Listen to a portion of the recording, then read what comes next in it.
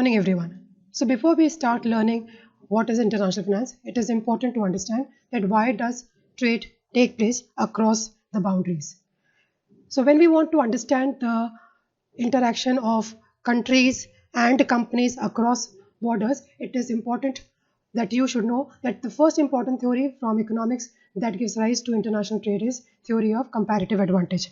Now, theory of comparative advantage, as you must have learned in the earlier classes in your graduation, it says that even if a country is excellent in producing two commodities, it has to concentrate in the production of the commodity in which it has greater comparative advantage and leave the commodity where it has lesser comparative advantage to be produced by the other nation.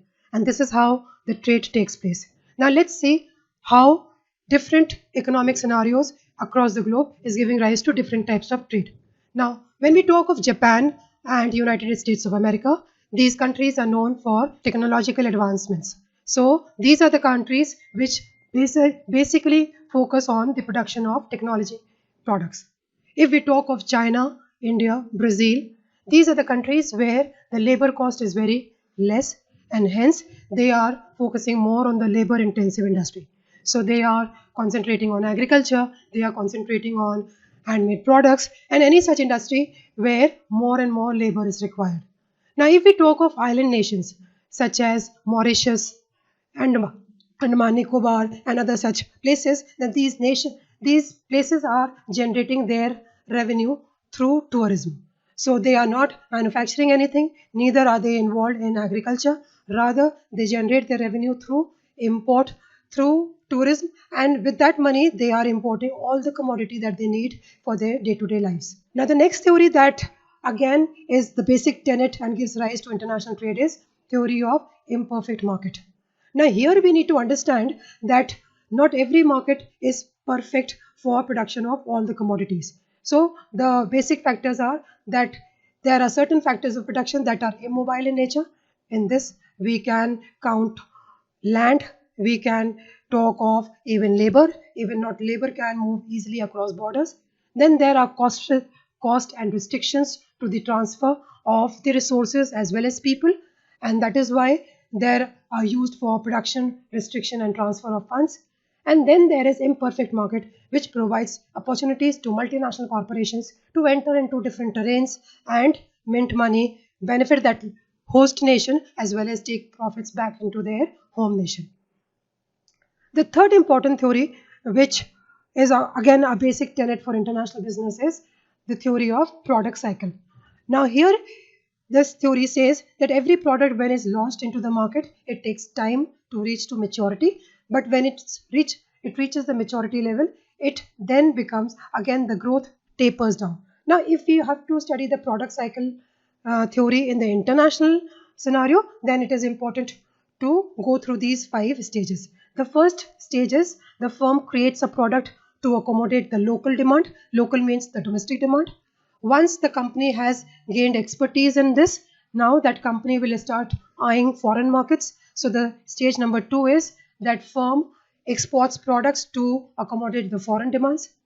Now this is how it tries to explore the acceptance for its product and services in the international scenario. Now the third stage is firm establishes foreign subsidiary to make its presence in the foreign country and possibly to reduce cost. So once the company feels that their product is well accepted in the foreign land and there is an increasing demand year on year, then they can think of establishing a subsidiary in that nation. So this is the third stage. Now from this the company moves to the fourth stage, and that is firm differentiates products from competitors and or expands product line in the foreign country. So here what it tries to do is it starts try to compete the local competitors, try to offer new product lines and also eye new market altogether. And after this fourth stage, the fifth stage of the product life cycle in the international scenario is that firm product business declines as its comparative advantage gets reduced. And this might be the time where the company has to again retrospect whether it is fruitful and wise to stay in that foreign land or it is time to exit from that foreign country to another foreign country. So this is the product life cycle in the international scenario. Now let's look at some of the important news articles. Now, this first news article talks about Asia stock drops as slowdown fears hit investors. So, this news is telling you that when the boundaries are no longer watertight boundaries, the activities happening in one part of the world affects the activities in the other part of the world, and therefore the stock market's getting affected. Now, the second news article talks about US sets to import tariffs on $7.5 billion for EU export. So once a country decides to impose tariffs on particular exports, there is certain intention. Either it is to protect the local manufacturers or to restrain local buyers to purchase foreign commodities. So again, these are the activities that impact the trade across the world. The third news article in front of you is Maruti cuts production for 8th straight month in September. So if a company is forced to cut down its production, then you may understand that it is going to impact not only its local competitors but also all those foreign companies which are selling their cars and vehicles in the Indian market. The fourth news article talks about what is in Boris Johnson's Brexit plan. So you must have read about Brexit and its execution, and these trade decisions not only impact the countries which are involved in these decisions but are also impacting the countries across the globe. So the main idea of sharing these four news articles was that when we talk of entering into a trade, whether it is in the domestic scenario or in the international scenario, we have to be very well aware of the changes happening and the developments across the world, because it will either directly impact our business or it will indirectly impact our business. Now, why do we need to study international finance? First important thing, that due to globalization, deregulation and liberalization, now all the companies across the world are having chance to enter into new market areas and explore those terrains to mint money. And that is why it is important that even the students get an understanding about the international market. The second important thing is that cross-country integration has increased to such an extent that the borders have become blurred and there are no longer the main restraints that can stop you from enjoying benefit in the other economic scenario.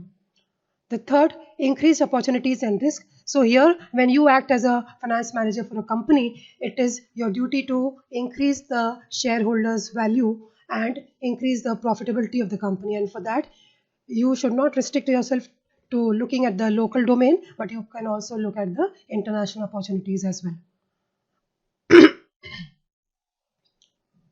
Now, it is important to have knowledge and understanding of different economies so that you can make the best use of the same. And the moment you decide to enter into international terrain, there will be involvement of more than one currency, and hence it becomes important for you to understand the relationship between your currency and the currency that is prevalent in that nation. We also have to understand the exchange rate mechanism, and it will make us our decisions very easy and help us to arrive at very, very wise decisions.